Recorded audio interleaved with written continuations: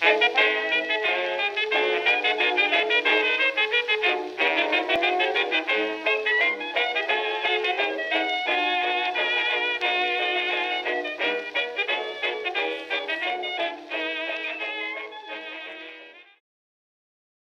and welcome to the Old Garage number 25. I'm Wild Bill, and we have some questions. We've got some silliness and a shout out, so we'll get to the questions. Now, all of the questions that I have are regarding the various Audrain veteran inaugural car tour that I went on. And the first one we have is from John, and he asks, does the vastly better fuel available now make it hard to keep these cars running?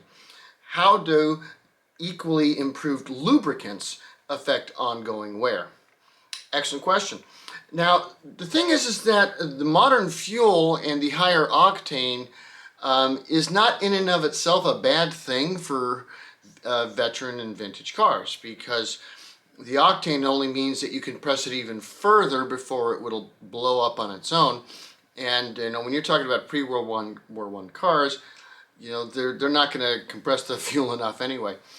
So for the most part, it's not an issue. And if for any reason you have an engine that's sensitive to the point where it is, it's not hard to get a different fuel that has a lower octane in order to compensate. So it's not really an issue. And as far as the lubricants go, it's a good thing now that they don't have porpoise oil, and that we're not using whale blubber and things like that, because they used to do that in cars back in the day. But it's just merely a matter of knowing what the viscosity and fineness of the oil or grease that you need, and finding a modern equivalent. And it really isn't a big deal at all.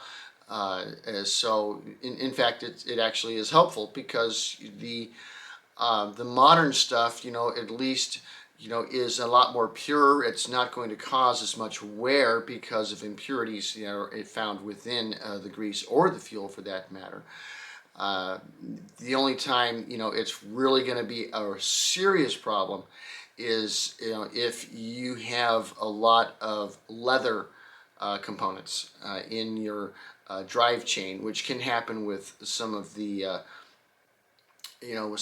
really old, 19th century stuff, and even to that, even some of the Model Ts for that matter, where having a different, a modern type of lubricant that is petroleum based as opposed to animal based can actually hurt the leather components within the drive chain. But that's really the only time I know of. Hey, any of you vintage mechanics know better? Hey, in the comments below, let me know. But yeah, I think that for the most part, it's either not that big of an issue or it is actually a positive. So, good question. Okay, next is from Gabriel F.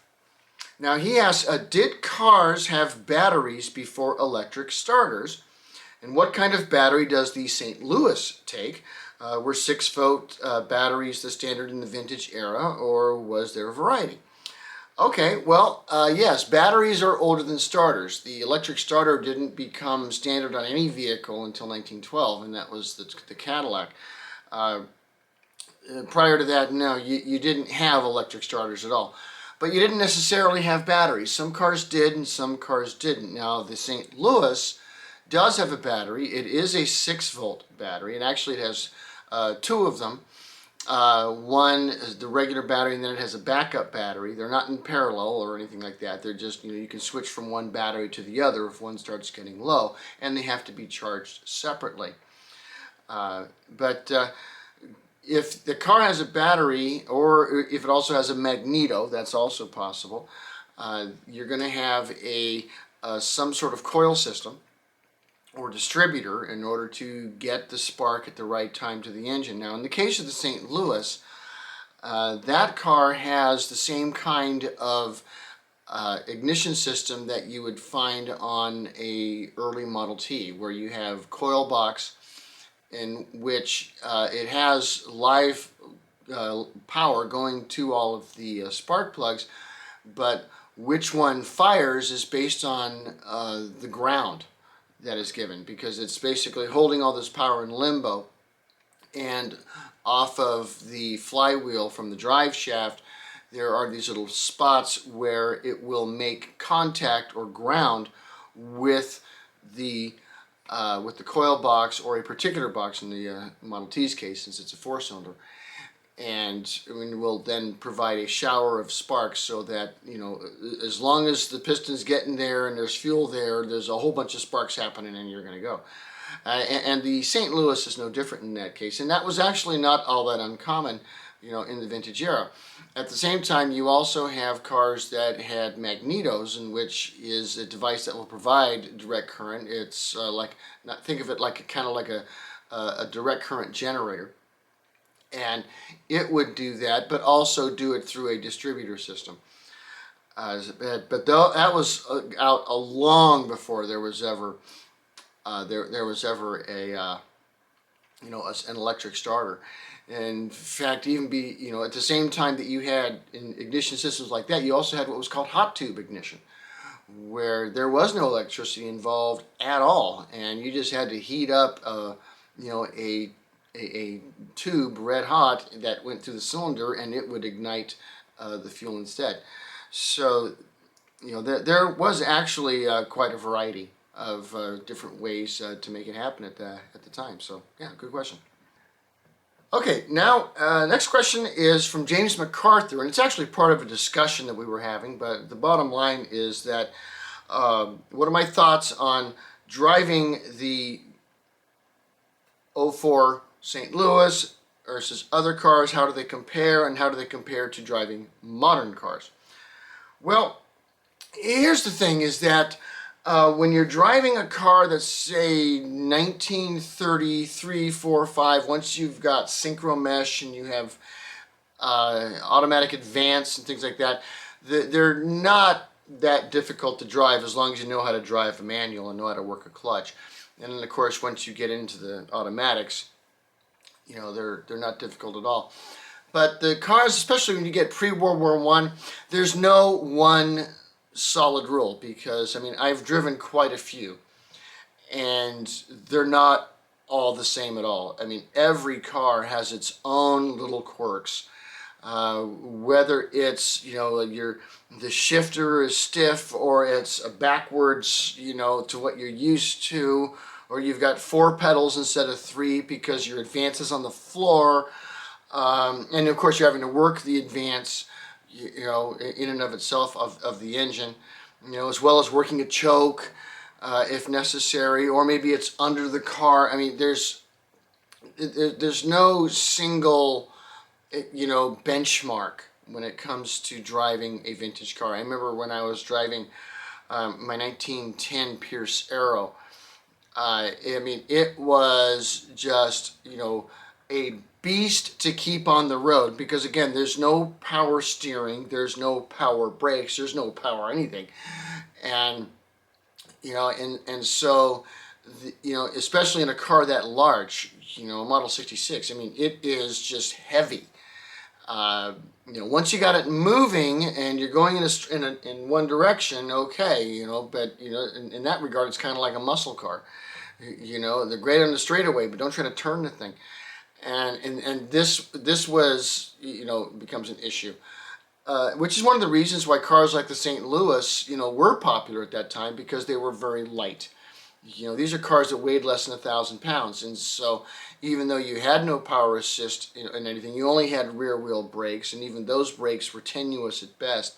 You know, it was manageable.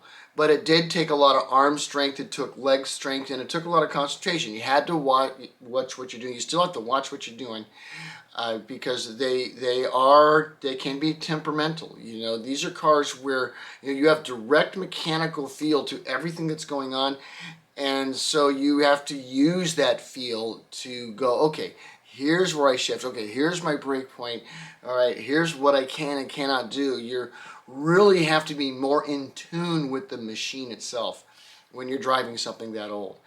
And each one's going to be different. They're going to have different characteristics that you have to get used to. French cars drive different than English cars. They drive different than German cars. They drive different than American cars, etc. And even the brands within those nations are going to be different.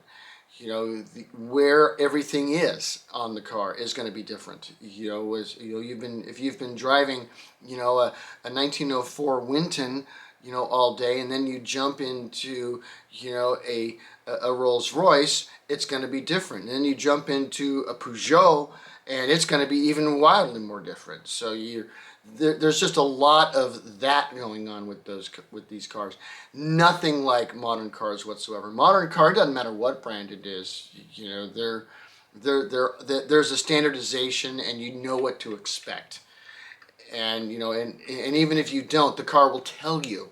Okay, you didn't have that luxury, back in the day. So, it wasn't. I think I drove a '39 Buick a while back, and that car, other than the clutch was a bit heavy, it really wasn't that difficult to drive, and all that different from a modern car, other than it wasn't as powerful and was a little slow in the uptake.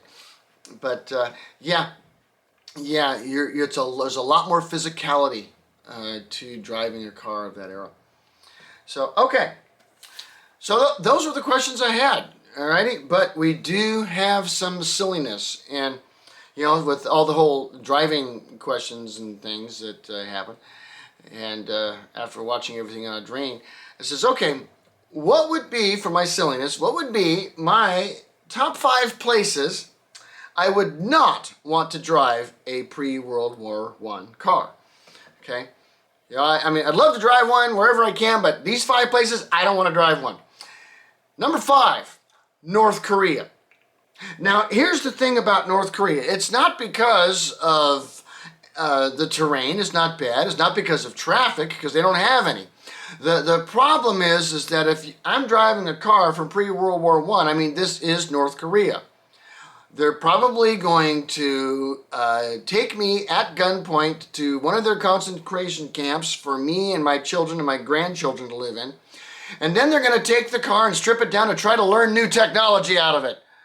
And what a waste of that car. But they would do that, I think, it's like, okay, all right, this car's, very advanced, what are we going to learn? Okay, yeah, it's, all right. Okay. Number 4, Tibet.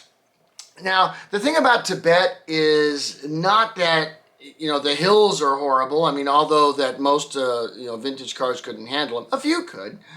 I'm certain that a Spiker could handle the elevations of going up and down all those Himalayan mountains. It's the altitude that's going to be the problem, because the air is a lot thinner, and good God, Lord, have mercy trying to get a vintage car, pre-World War I to actually run when you're like at 14,000 feet elevation. I don't think I can get the thing to drive.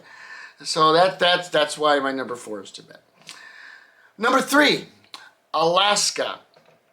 Because let's face it, most of these cars prior to World War I do not have fully enclosed bodies, and they most certainly don't have heaters.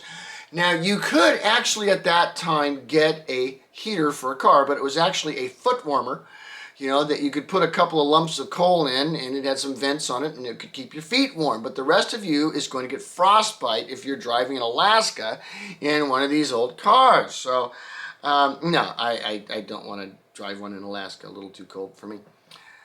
Number 2 place I would not want to drive a vintage car. Any interstate in the United States. Now, the fact is that interstates, sometimes the speed limit's 55 miles an hour, sometimes 60, sometimes 70, and there's even some places in the Midwest where it's even 80.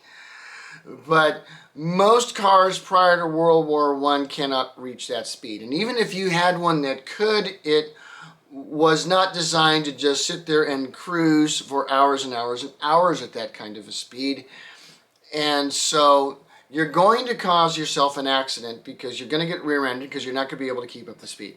Secondly, people are going to be staring at you, and then they're looky-looing and rubbernecking, and now they're going to cause an accident. And thirdly, the car itself, even if you can go that fast, it can't brake properly in case there's a problem where you need to hit your brakes, because brakes back pre-World War I mean, might as well have been non-existent. Braking was like just a matter of prayer to the God. And then, of course, the suspension and the tires. I mean, the tires are not wide. I mean, you've got no traction. No. Stay off an interstate with one of these cars unless it's like parade and you've got police escort or something. Okay, don't drive a vintage car on a U.S. interstate. Okay, my number one place that I would not want to drive a pre-World War I car is Japan. Now, I've got nothing against Japan. I've got nothing against the Japanese. It's just that if you look at Japanese driving and their streets and how they work, I mean, it is all, it's so precise that there just is no car of that era that could keep up with the pace of Japanese driving, no matter how fast or slow. Because you're either going really fast or you are stop, go, stop, go, stop, go, stop, go constantly, and you can't do it. Not in a car of that age. And it's just going to cause pile-ups, damage, destruction, mayhem, dogs and cats sleeping together. I mean, it just won't work. Do not try to drive one of these in Japan. I mean, they're going to have to block off the roads in order for you to do it, and good luck in making that happen. Although somebody's probably done it, I don't know. But anyway, that's my silliness for today, but I do have a shout out. You're going to like this one. Because if you like history, I like history. You like history? Yeah, I like history. Dan Davis History. Check this channel out. Now, he's an author. He writes novels on basically, he's doing a fictional history. He'll pick an era and depict it excellently, historically accurately, and then come up with a story within it. I'll admit I only found his channel not that long ago, so his books are on order, but I'm getting some of those too. But if they're anything like his channel and the history that he does, they're definitely going to be worthwhile, because he has got on his channel some absolutely excellent expositions on archaeology, history, and how the two interact to create what we know about the ancient world. So, Dan Davis History, check it out. You love it. And that is the old garage for this today. And so we'll see you next time. Peace.